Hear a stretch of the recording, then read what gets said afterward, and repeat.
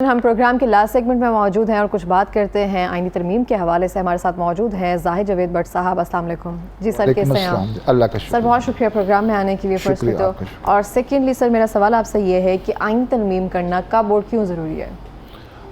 देखें, जब भी मुल्की हालात के मुताबिक आइन जो ऑलरेडी हमारा मौजूद है, जिसके मुताबिक मुल्की कवानीन मरतब किए जाते हैं, उसके मुताबिक मुल्क चलाया जाता है। जब नज़रिया ज़रूरत एक ऐसी चीज़ है जो मुल्क में अगर कोई जैसे दहशत गर्दी का अंसर आ गया, उसके लिए आपने कानून में अमेंडमेंट करनी है या कोई सख्त कवानीन नाफिज करनी है, तो फिर जो कौमी असम्बली होती है, जिसको हम पार्लियामेंट कहते हैं, मजलिस शूरा जिसका नाम है, उसके जो मेंबरान होते हैं वो अगर इस अक्सरियत में हो, जैसे 2/3 मेजॉरिटी होती है, तो मेजॉरिटी होती है, वो एक बिल लाते हैं असम्बली में कवानीन में तरमीम करने का या आइन में आर्टिकल कोई चेंज करने का, वो तरमीम लाने का इरादा करते हैं। वो बाकायदा असम्बली में बिल आता है और उस वोटिंग होती है, उसमें ज़्यादा वोटिंग जिस साइड पे जाती है, अगर वो बिल मंजूर होना होता है तो वो उसको ज़्यादा वोटिंग मिलती है, मतलब नहीं, अगर नहीं वो नहीं होता तो उसके बाद फिर वो पार्लियामेंट में जाता है और फिर वो सदर के पास जाता है, फिर वो आइनी तरमीम हो जाती है। सही हो गया। तो आप मुझे बता सकते हैं आइन में तरमीम के लिए तरीक़ाकार क्या होता है? यही तरीक़ाकार जो भी मैंने बताया है कि पहले सबसे पहले इसको हम करते हैं। तो 263A जो है वो क्या है, उसका बता सकते हैं? 263A बेसिकली पहले 63 थी, अमेंडमेंट जो इसमें की गई वो 263A लाया गया। उसमें बेसिकली ये disqualification of the parliament members है। जो मेंबर अपने इख्तियारात से तजावज़ करता है, या मिसाल के तौर पे जैसे पार्टी इलेक्शंस होते हैं और इलेक्शंस में कोई पार्टी विन करके आती है, उसकी हुकूमत बनती है या वो अपोजिशन में होती है। बेसिकली 263A जो थी 63A जो है वो उसको अपना फ्लोर क्रॉसिंग के बारे में है कि वो अपनी पार्टी के मफादात के ख़िलाफ़, पार्टी पॉलिसी के ख़िलाफ़ नहीं जा सकता, और जिस तरह उसको पार्टी इंस्ट्रक्शन देगी वो उसी तरह पार्लियामेंट में उस पर अमल करेगा। जैसे प्राइम मिनिस्टर का इलेक्शन होता है, उसमें वोटिंग होती है, और स्पीकर का इलेक्शन होता है, या कोई ऐसा बिल आता है जिसमें वोटिंग की ज़रूरत होती है, तो उसमें वो अपने पार्टी मफादात या पार्टी पॉलिसी के ख़िलाफ़ नहीं जा सकता। ये 63A थी जो अमेंडमेंट लाई गई थी। तो आपको लगता है क्या ये दुरुस्त है, मतलब ये ठीक है अगर इसमें हम तरमीम या इसको रिवर्स किया जा सके, जिससे कि हम बात करें कि हर एक बंदे की इंडिविजुअलिटी होती है जिसके मुताबिक वो किसी को वोट कर सकता है, तो फिर क्या ये पार्टी से लॉयल्टी नहीं रहेगी, उस वजह से ये एक जैसे कह सकते हैं ओथ लिया गया उनसे? जी बिल्कुल, आपने दुरुस्त फरमाया। बेसिकली अब जो इलेक्शंस होते हैं उसमें ज़्यादातर तो पॉलिटिकल पार्टीज़ ही हिस्सा लेती हैं। आपको पता है पाकिस्तान में 3-4 बड़ी जमातें हैं, जैसे PTI है, पीपल्स पार्टी है, मुस्लिम लीग नून है और दूसरी मुस्लिम लीग्स हैं। तो चंद बड़ी पार्टियां हैं जिन्होंने मतलब अपने अपने मेंबरान उनसे बाकायदा टिकट लेके उनकी रजामंदी से उनको सर्टिफिकेट देते हैं कि आप हमारी जमात की तरफ से इलेक्शन लड़ रहे हैं। बेशक वो इंडिविजुअल होता है, मगर उसके जो इलाके के वोटर्स उसके होते हैं, उसके पीछे एक बड़ी तादाद वोटर्स की होती है और वो एक पार्टी को बिलोंग कर रहे होते हैं। आपने देखा होगा, जैसे सुना भी होगा कि एक पार्टी का मैनिफेस्टो होता है, उसका एक निशान होता है, कौमी निशान होता है, जैसे गेंद, बल्ला, कोई भी चीज़। तो वो फिर उनके मुताबिक अपनी पार्टी पॉलिसी के मुताबिक ही उसको जो मेंबर होता है, जो उस पार्टी के टिकट पे इलेक्शन लड़के आया होता है, उसको उसी पर, उनकी पॉलिसी पर ही अमल दरामद करना होता है। लॉयल्टी भी इसी में शो होती है और इसमें आपकी जो है वो वफादारी, लॉयल्टी जिसे कहते हैं, वो भी शो होती है। और दूसरा आपको चाहिए भी यही कि जो आपने किसी से हलफ लिया है, हलफ दिया है, उस पार्टी के साथ आप वफादार रहें। सही हो गया। तो सर किसी आईनी तरमीम को ज़रूरत पड़ने पर उसको वापस रिवर्स किया जा सकता है, जैसे कि आपने देखा होगा नवाज शरीफ साहब के दौर में, या फिर डिफरेंट जो इरा गुजरे हैं, मरियम साहिबा नहीं कह सकती मैं, मुशर्रफ साहब के दौर में, कि जब भी कोई पार्टी का आता था तो उसको आईनी तरमीम करके हम कह लेते थे कि ये हमारे खिलाफ जा रहे हैं, इसको ख़त्म कर दिया जाए। तो ज़रूरत पड़ने पर उसको रिवर्स किया जा सकता है? देखिए जी, ज़रूरत अगर कौमी मफाद में हो, ज़रूरत अगर मुल्की मफाद में हो, तो उस वक्त तो आइनी तरमीम हो सकती है। मुल्क के मफाद में क्या क्या चीज़ें ऐड कर सकते हैं? मुल्क के मफाद में सबसे बड़ा मुल्क का मफाद मुल्क की सिक्योरिटी है। आपका मुल्क है, आप उसमें पैदा हुए हैं, उसमें रह रहे हैं, आप इतने नुमाइंदों को मतलब इकट्ठा होकर आप एक पार्लियामेंट बनाई है आपने। पार्लियामेंट चूँकि सुप्रीम अदारा है, उसकी जो राय है वो सबसे ज़्यादा मुकद्दम समझी जाती है। तो अगर वही पार्लियामेंट ही मुल्की मुफाद का ख्याल नहीं रखेगी, जो तमाम पाकिस्तान से मेंबरान इकट्ठे होकर आते हैं, तो उनको चाहिए कि मुल्क का मुफाद जो है, मुल्क का मुफाद सबसे ज़्यादा तो आपको पता है मुल्क में मुआशी मुफाद भी हैं, मुल्क में दफ़ाई मुफाद भी हैं, और अगर यही नहीं होंगे, दहशत गर्दी होगी और उसको सख्ती से निपटने के लिए अगर आप सख्त कवानीन नहीं बनाएंगे, उसकी अगर ज़रूरत है मुल्क में आपके सरहदों पे आपके कोई ऐसा मामला है, उसके लिए आपको चाहिए कि आपको ये एक्शन लेना चाहिए, तो पार्लियामेंट से उसकी मंजूरी लेते हैं हम। तो पार्लियामेंट से मंजूरी लेने के लिए ज़ाहिर बात है फिर उसको आइन में तरमीम करके वो बिल लाया जाता है और वो आइन में तब्दीली करते हैं। कोई भी तरमीम तब वापसी भी होनी हो उसके लिए भी तरमीम ही करनी पड़ती है, दोबारा वही प्रोसीजर करना पड़ता है। तो सर, इस तरह के जो हमारे देख सकते हैं मुतनाज़ा सियासी हालात चल रहे हैं, क्या इस दौर में कोई आइनी तरमीम की जा सकती है? देखिए, मैंने अभी आपको बताया कि आइनी तरमीम होने का जो प्रोसीजर है, कोई भी पार्टी, जैसे अब पार्टी निज़ामी चल रहा है ना, मुल्क में 2-3 पार्टियाँ हैं, जो भी पार्टी बरसरे इक़्तिदार आती है, अगर तो उसके पास 2/3 मेजॉरिटी है और वो असम्बली में अपनी इतनी तादाद रखती है और वो कोई कवानीन तब्दील करना चाहती है, तो वो फिर वो बिल लाती हैं।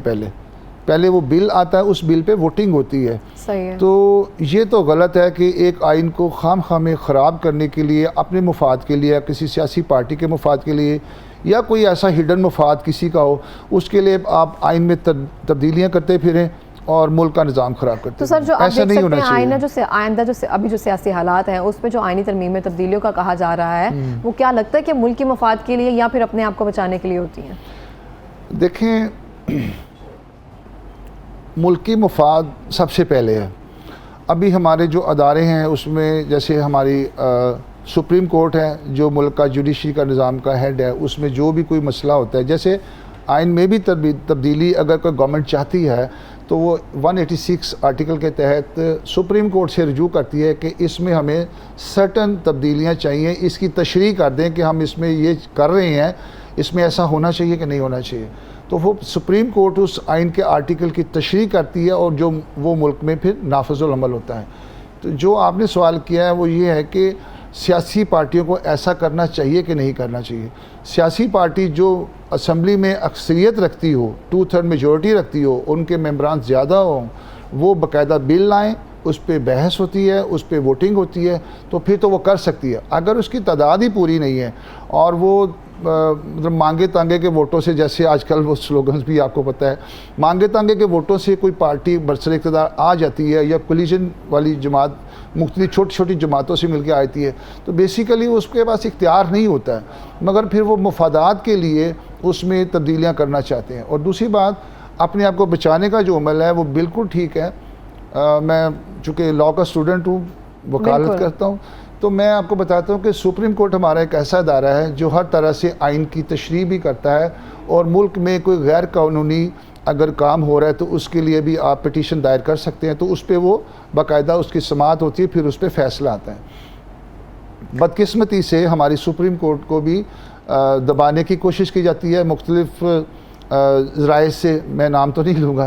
सुप्रीम कोर्ट को भी अगर दबाने की कोशिश की जा रही है तो सुप्रीम वो आपने देखा नहीं अनएथिकल है। जी, मुख्तलिफ जजेज़ ने 6-7 जजेज़ ने मिलकर एक लेटर भी लिखा कि हम पे प्रेशर होता है और हम अपने फ़ैसले अपने मुताबिक, जो इंसाफ के मुताबिक नहीं दे सकते, तो इसको रोका जाए।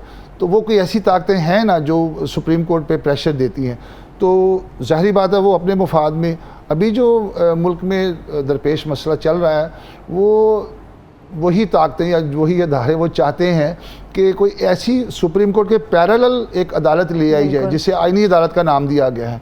उसमें अपने मर्ज़ी के जजेस होंगे, अपनी मर्ज़ी की उनसे आप कवानीन मंजूर करवा के, फैसले करवा के, तो आप मुल्क पे ज़बरदस्ती राज कर सकते हैं। मुल्क हिस्ट्री में कभी ऐसा हुआ है कि साथ सुप्रीम अदालत के साथ आइनी अदालत भी कायम की गई हो? अगर की गई है तो उसकी रीज़न क्या है? ऐसा कभी भी नहीं हुआ। कभी भी नहीं हुआ? किसी ऐसा कभी भी नहीं हुआ। हाँ, अलबत्ता जब मार्शल लॉज लगती रही हैं मुल्क में, डिक्टेटर्स की हुकूमत आती रही है, तो वो उन्होंने फ़ौजी अदालतें बनाई हैं।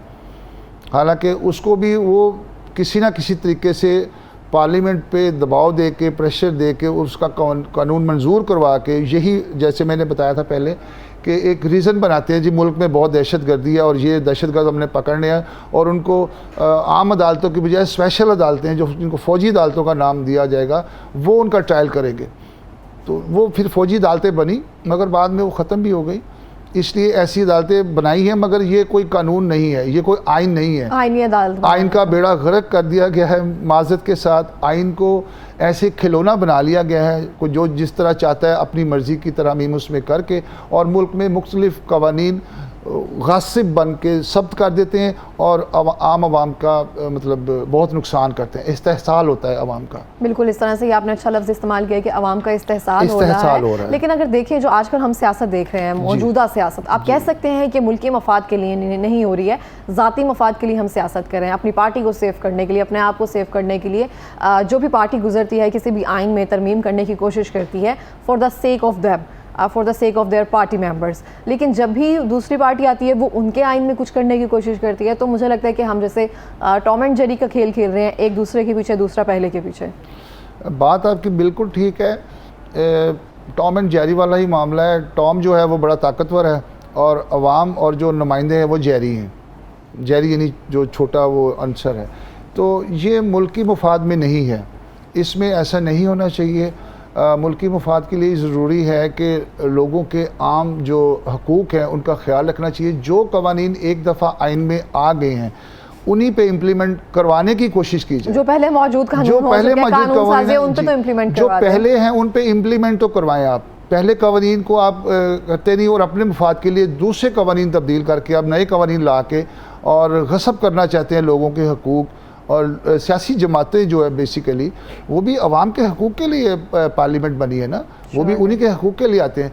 तो जब आम नुमाइंदे आप जो पार्लियामेंट में हमारे मजलिस शूरा के मेंबर जो मुंतखब होके आते हैं वही आपके कंट्रोल में चले जाएंगे, या वो किसी और मकसद के लिए अपने वो जो इतना लेके आए हैं, मंशूर लेके आए हैं, या उनका ख्याल करने के लिए उनको कह के आए कि हम ये करेंगे आपके हकूक़ के लिए, वो नहीं कर पाते। तो फिर ऐसा मुल्क में निज़ाम चल रहा है, आपके सामने है। बिल्कुल इस तरह और आइन की इस तरह तब्दीलियाँ, बार बार तब्दीलियाँ आइन का बेड़ा गर्क करने के मुतरादिफ है और आइन पे अमल ना करना और कानून पे अमल ना करने के मुतरादिफ है। तो सर आप मुझे बता सकते हैं कि जो आइनी अदालतों का क़याम है, इसका कहा किया गया, इस पर क्वेश्चन रेज़ किया गया कि इसका क़याम कर दिया जाए, तो इसके पीछे स्पेसिफिक रीज़न क्या हो सकती है? इसका क़याम क्यों किया जा रहा है कि अपने मुताबिक फ़ैसले करवाए जाएँ, या सुप्रीम कोर्ट पर जिस तरह से आपने कहा ऑलरेडी दबाव दिया जा रहा है, दबाव देकर अगर अपने मुताबिक फ़ैसले करवाए जा रहे हैं तो फिर इसके क़याम की ज़रूरतें क्यों पेश आ रही हैं आईनी अदालत के? जैसा कि मैंने आपको पहले बताया कि सुप्रीम कोर्ट में भी देखें ना,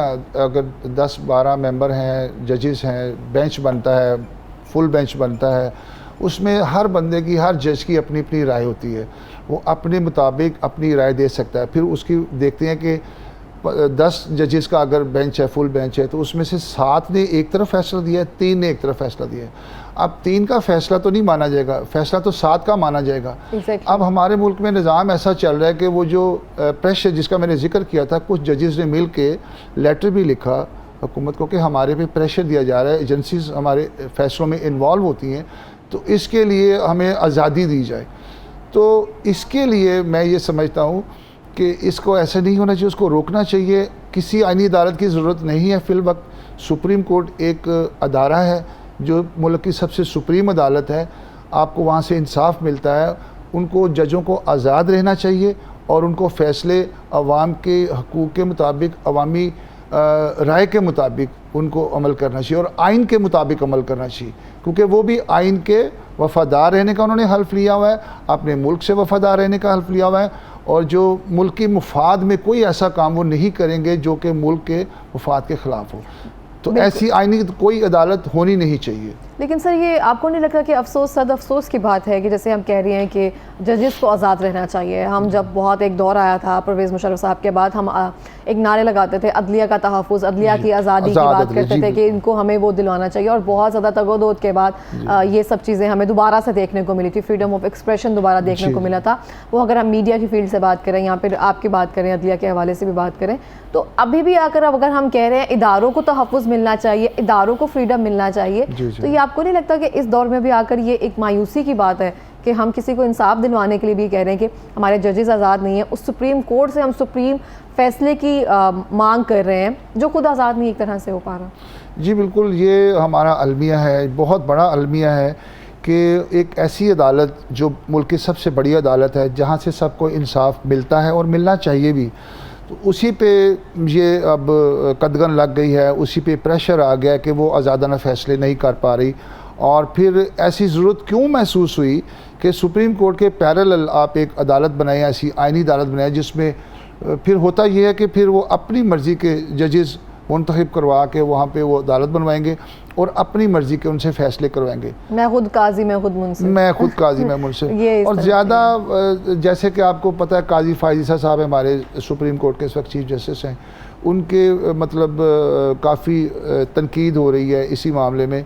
तो मामला ये चल रहा था एक्सटेंशन का कि उनको एक्सटेंशन मिलनी चाहिए या नहीं मिलनी चाहिए।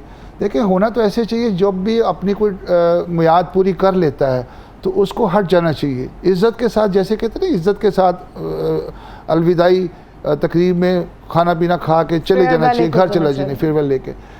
होता ये है कि हम लोग जब आते हैं, कोई हमारा ऐसा अदारा है जिसमें कोई बहुत बड़ी पोस्ट है, हम लोग उसे चिमटे रहना चाहते हैं, उसको छोड़ना नहीं चाहते। ये सबसे ज़्यादा ट्रेंड जो है गलत है। ये चाहे हमारे आर्मी चीफ का मामला हो, ये चाहे हमारे सुप्रीम कोर्ट के चीफ जस्टिस का मामला हो, या किसी चीफ इलेक्शन कमिश्नर का मामला हो, या किसी और नैब के चेयरमैन का मामला हो, हर बंदा हर अदारे के हेड बन के उसके साथ चिमटा रहना चाहता है। तो ऐसा नहीं होना चाहिए। अगले जज को आना चाहिए, अपनी टेन्योर के मुताबिक उसको पूरा करके जाना चाहिए, और वो भी अच्छे काम कर सकता है। ये ज़रूरी नहीं कि आप भी अच्छे काम करें। बिल्कुल इस तरह से। सर लास्ट मिनट कोई पैगाम देना चाहेंगे? पैगाम तो वकला का एक ही पैगाम है, मुल्क में कानून की हुक्मरानी हो। हम लोग, आपको पता है, जैसे अभी आपने मुशर्रफ के बारे में बताया था कि उस वक्त भी वकला ने ही बेड़ा उठाया था और अदालतों को आज़ाद करवाने के लिए, सुप्रीम कोर्ट के लिए तो बहुत हमने काम किया था वकला ने। वकला जेलों में भी गए, कैदोबंद की सोबतें भी बर्दाश्त की और नुकसान भी बहुत करवाया। उनके दफातर जला दिए गए, कत्ल कर दिए गए बाज़ वकला।